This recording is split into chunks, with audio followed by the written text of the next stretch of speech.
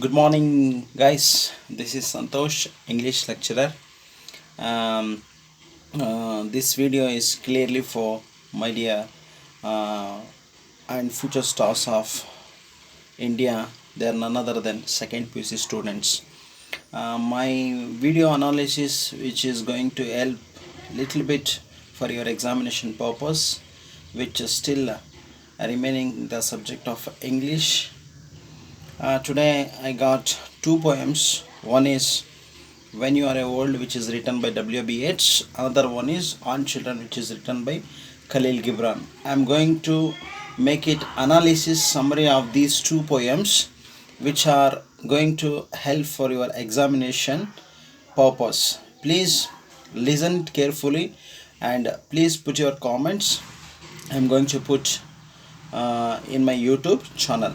All of you please make utilize this video lesson class. Yes, in this session I have taken two poetry. One is When You Are Old and another one is And Children.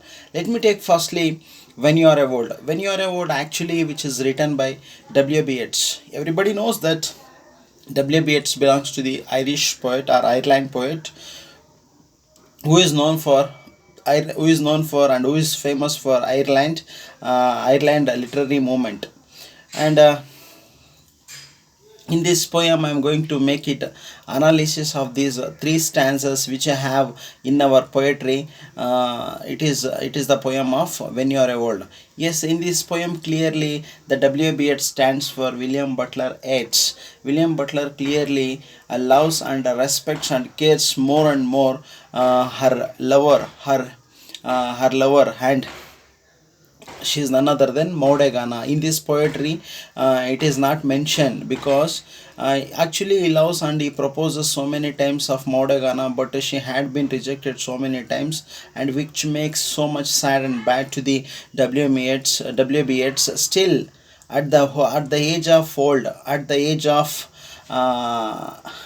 granny age, old age, still he respects, still he loves, because his love is unconditional, his love is passionate love, his love is sincere love, his love is very serious love about towards Modegana. And in the actually background summary of this poem, actually W.B.S. proposes so many times and he wanted to marry her Modegana, but Modegana clearly rejects because her status did not match with the WBH. That's the reason she rejects WBH. And at the age of, and she has been married to someone else, and she passes almost her youth age and she is in the age of old. And still WBH writes a collection of books or collection of poetry which clearly addresses this poem. You may get one more question. When You Are Old poem addresses whom? This poem clearly addresses WBH's lover or WBH's Modegana. It talks about Modegana or it talks about WBH's lover. It may ask for 1 marks question. Okay.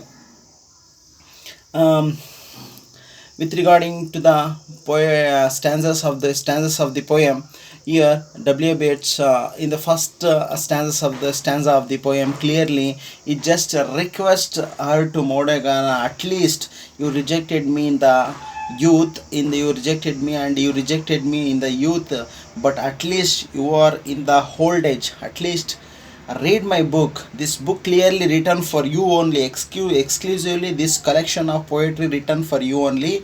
And he describes in the first stanza, he describes her external beauty because her hair gets into the gray color, and her skin is got very tanned and very dull, and she almost looks like a so age old granny.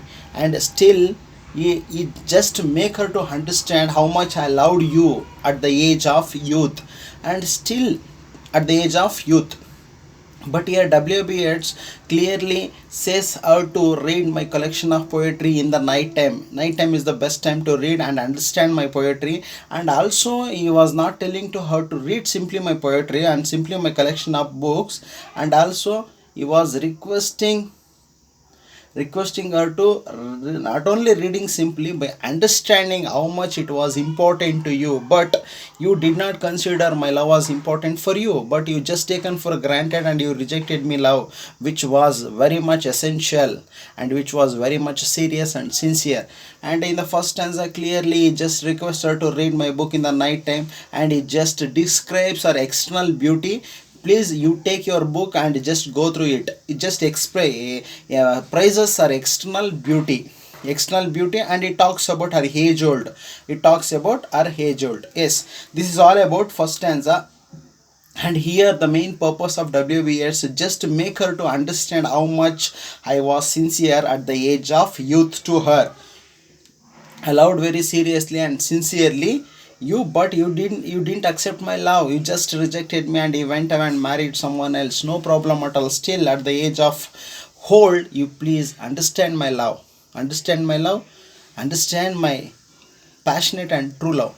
Yes, let's get into the second stanza. In the second stanza, W. Betts clearly brings the contrast between, brings the striking difference between his love and others' love, because so many people were loved you, so many gentlemen were loved you because of your external beauty, because of your status, because of your property, because of your beauty, because of your outward skin.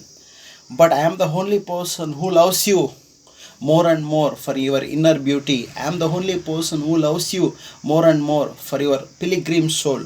I am the only person who loves you more and more for your beautiful heart. I was only looking at you, looking at you in your heart, but I was not looking, I was not giving priority for your external beauty. I did not love for your body, I just I loved you for your soul, for your heart. Such a kind of a person I was, according to W. Beards. In the second stanza, just he brings the contrast between his love and others' love, and also gives explanation. Others also loved you because of their, because they are loved you because of your beauty, because of your status, because of your property. I am the only person love you. I am the only person loves you more and more because I loved you your heart. I loved you your pilgrim soul. I loved your pilgrim's soul. In the last stanza, W. Bates just feels very sad because he knows that his love has gone it. His love has gone it so many kilometers away from his heart, but he doesn't come back again. And still, he describes his love is hiding in the crowds of the stars. His love is hiding among the nature, in the middle of the nature. It can't be taken, but I am the person who only can be seen your love in the nature, in the amid of crowd stars, which always makes beautiful in the beautiful the world, which makes bright and better, That's the reason in the overall poetry, the overall poem, this clearly tells and talks about W.B.Yeats' true love towards Modegana. And W.B.Yeats here written a collection of book which talks about Modegana's sincere love, and he requests her to read at the night time. In the first stanza, just he talks about her external beauty, and in the second stanza, he just brings the difference between his love and others' love. How much I loved you, and others how why they loved you. He just gives explanation. In the third stanza, it just feels very sad and bad because he knows his love has gone so many kilometers away from his heart. He doesn't come back again. It doesn't come back again to his heart, and that's the reason he just felt, I lost my love. No problem, still I love the nature. Nature is nothing but you is nothing but my dear Modegana. Still I love you, still I care you, still I respect you, but don't think I loved you because of your beauty, because of your body, because of your external physique, but just I loved you because of your inner beauty. That's a real person I was. But you didn't understand my proper love, didn't understand my sincere love, serious love. It just considered yourself as it was a careless love. It was a careless love. But I am not the person who loves you for careless. But it just addresses Modegana in the whole poetry, and it just addresses the Modegana in the whole poetry, and he talks about the passionate, unconditional, true and sincere, serious love of him towards Modegana, or towards his lover in this poem. That poem calls When You Are Old, which is written by W.B. Yeats. You please take a English textbook and you please understand it. ನಾನು ಏನು ಹೇಳ್ತೀನೋ ಅದನ್ನು ಕ್ಲಿಯರಾಗಿ ಅರ್ಥ ಮಾಡ್ಕೊಳ್ಳಿ. ಒಂದು ಸತಿ ಎಲ್ಲ ಒಂದು ವಿಡಿಯೋ ಲೆಸನ್ ಕೇಳಾದ್ಮೇಲೆ ಅದನ್ನು ಅಂಡರ್ಸ್ಟ್ಯಾಂಡ್ ಮಾಡ್ಕೊಂಡಾದ್ಮೇಲೆ ಒಂದು ರೆಫರೆನ್ಸ್ ತಗೊಳ್ಳಿ. It would be good for you. Please make it. ನೀವು ಎಕ್ಸ್ಪೆಕ್ಟ್ ಮಾಡ್ಬೋದು, ಸರ್ ನಮಗೆ ಕನ್ನಡದಲ್ಲಿ ಮಾಡಿ ಚೆನ್ನಾಗಿರುತ್ತೆ, ಕನ್ನಡದಲ್ಲಿ ಎಕ್ಸ್ಪ್ಲನೇಷನ್ ಕೊಡಿ, ಸಮ್ಮರಿ ಕೊಡಿ ಅಂತ. ಫಸ್ಟು ಇಂಗ್ಲೀಷಲ್ಲಿ ಕೇಳಿ. ಕನ್ನಡದಲ್ಲಿ ನಾನು ನಿಮ್ಮ ಒಂದು ಮನಸ್ಸಿನ ಸಂತೋಷಕ್ಕಾಗಿ, ನಿಮ್ಮನ್ನು ಅರ್ಥ ಮಾಡಿಸೋದಕ್ಕಾಗಿ ನಾನು ಕನ್ನಡದಲ್ಲಿ ಹೇಳ್ಬೋದು. But you guys supposed to be written the English subject, you supposed to be written in English only. That's the reason English is the best way to understand and best way to write down the summary and understand it. ಕೇಳ್ತಾ ಇರಿ, ಅದನ್ನು ಕೇಳ್ತಾ ಇರಿ, ನಿಮಗೆ ಅರ್ಥ ಆಗ್ತೈತಿ. ಯಾವಾಗ free ಇರ್ತೀರೋ ಅದನ್ನು ಕೇಳ್ತಾ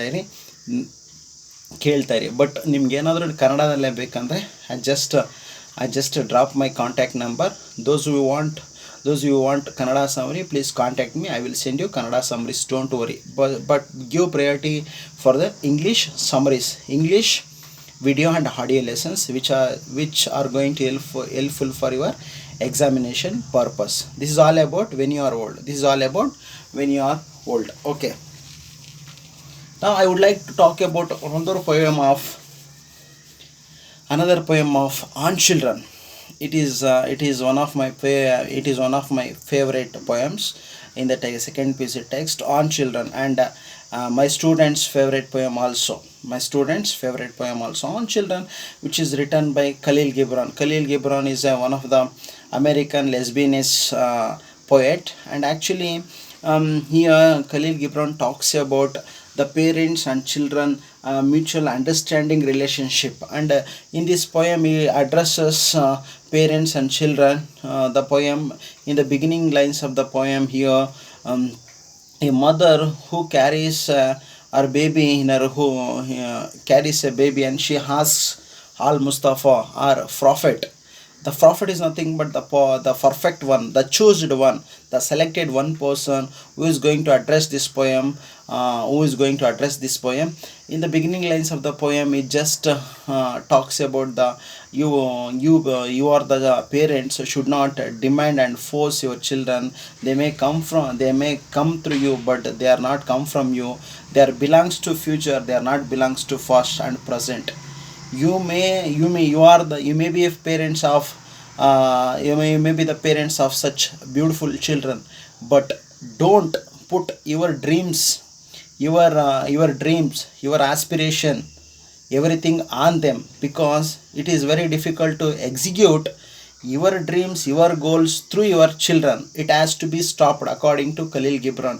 And also Khalil Gibran, in the middle of the poem, try to tell that in the beginning, in the first lines also very good actually. He is telling that your children are not your children.